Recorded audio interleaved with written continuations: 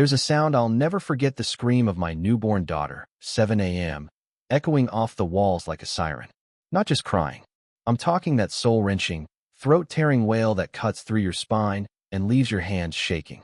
And I'm standing outside at the locked community gate, barefoot except for one sock, staring through the bars at a FedEx truck with my baby's medical formula just 10 feet away. Drivers waving, helpless. And I see it, a laminated sign zip-tied to the fence. Deliveries must be pre-approved by HOA President Cynthia W. That's when I knew this wasn't just a bad morning. This was war. It all started 3 weeks after we brought our daughter, Emily, home from the NICU. She was premature, just barely over 4 pounds, and she had a rare intolerance, couldn't handle any standard baby formula. We had to order a special kind, high-calorie, refrigerated, shipped from a pharmacy 2 states away. It came once a week, like clockwork. My wife, Rachel, was still recovering from an emergency C-section and could barely walk, and I was surviving on 2 hours of sleep a night and a steady cocktail of caffeine and panic. That morning, when the formula didn't show up by 6:30, I checked the tracking. It said, "Delivery attempted, access denied." I bolted out the door in a panic. That front gate was never supposed to be locked during delivery hours. And yet, there it was, a shiny new padlock and a smug little notice from Cynthia, our newly elected HOA president. A woman I'd never even met. I flagged down the FedEx guy. His name's Javed. Good man, and he yelled out. I tried for 10 minutes. Keypad won't respond. It's locked from the inside. And sure enough, that wasn't a default lock. It was one of those cheap hardware store padlocks. No emergency override. No access code. Just a piece of metal that stood between my daughter and her next meal. I called Cynthia right then. First time, voicemail. Second time, voicemail. Third time she answered, in the most drawn-out voice I've ever heard. Yes? I explained fast, breathless, told her about the baby, the NICU, the special formula. She actually laughed. She said, "Oh, it's just baby stuff. You can get more later." "No," I said, "you don't get it. This isn't regular formula. She's on a strict schedule. We have maybe an ounce or 2 left in the fridge." She sighed and said, "Well, maybe you should have planned better." Then she hung up. That's when I noticed the new camera sheet installed, pointed straight at the gate, blinking red like some cartoon villain. And it hit me, this wasn't about security. This was about control. Cynthia wasn't protecting us. She was managing us, like pieces on her private little suburban chessboard. When I got back inside, Rachel was in the nursery, rocking Emily, whose tiny face was blotchy from crying so hard. Rachel looked up, her eyes hollow, and whispered, "We're almost out." And I swear to God, I felt something inside me snap. I ran out the back exit, technically for maintenance trucks only, and forced the latch open. Drove like a maniac down to a gas station where I caught Javed just before he left the area. He handed me the box like it was a transplant organ. I flew home, nearly skidded into the front yard, sprinted inside, and fed my baby girl with 30 seconds to spare. That night, after the house went quiet, I didn't sleep. I lay there, watching the monitor, thinking how close we came to disaster and how it wasn't just us. By the next morning, I had my suspicions confirmed. A guy down the block messaged me, said his heart medication delivery was delayed because of Cynthia's new protocol.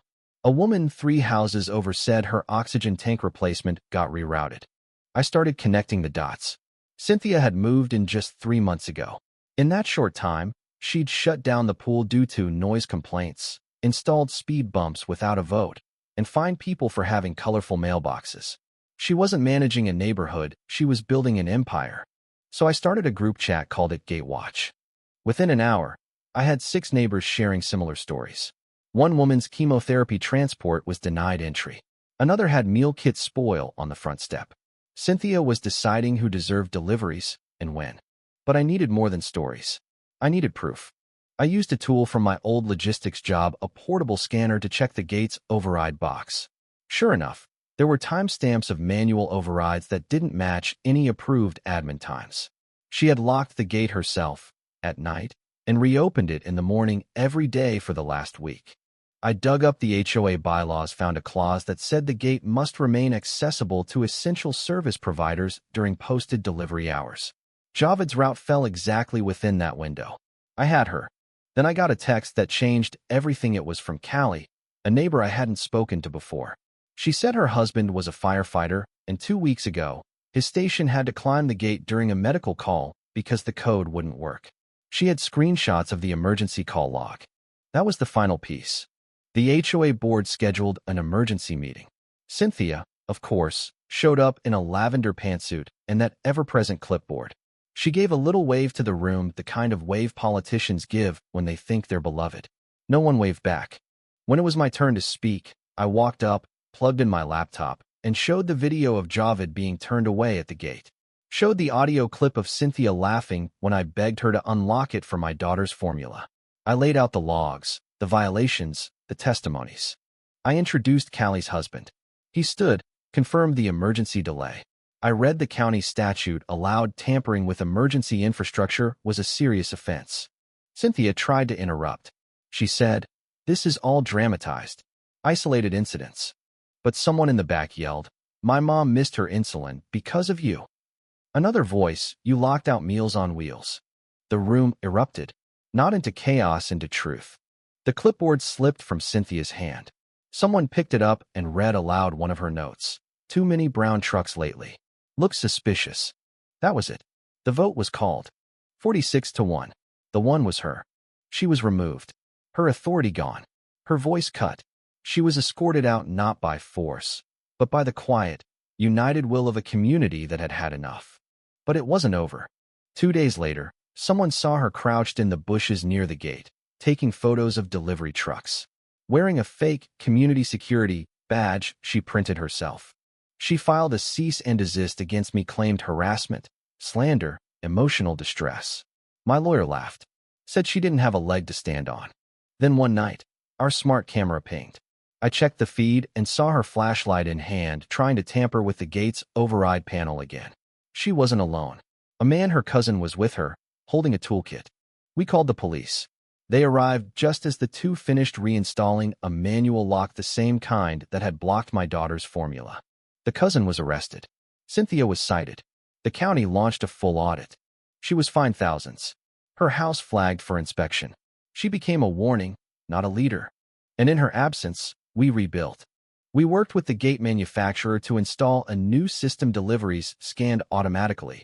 Emergency services given keycards. Residents had app access. No more padlocks. No more clipboards. We held a small launch party when the system went live. Samir, our new regular FedEx guy, delivered the ceremonial first package, a box of formula wrapped in a red ribbon. He handed it to me with a grin and said, "Ain't no one stopping me now." Rachel stood beside me, holding Emily, smiling like she could finally exhale. And for a moment, it was quiet. Safe. Whole. A week later, Cynthia's moving truck pulled up. She didn't say goodbye, just stood there while her things were boxed up and hauled out. She got in the passenger seat of her cousin's car. No badge, no clipboard, just a woman who lost herself in the pursuit of power. The gate scanned her car, opened, and then shut behind her. Just like that, the spell was broken. But even now, I don't think she understood what really happened. She thought we'd conspired against her, that she was the victim. But the truth is simpler. When you block someone's lifeline, when you treat their needs like a nuisance, when you use power not to protect, but to punish, don't be surprised when the whole community rises up and takes that power away. I still walk by the gate sometimes, holding Emily, and I hear that soft hum as it opens for someone delivering groceries or medication. And I think this is how it should be. Access, not authority. Trust, not tyranny. And if you're watching this, I want to hear from you. Have you ever dealt with someone like Cynthia? A neighbor or board member who crossed the line from rule-keeping to power tripping? Drop your story in the comments. Let's talk about what accountability really looks like. Because in the end, justice isn't about punishing one person. It's about making sure no one else has to go through the same fight just to feed their child.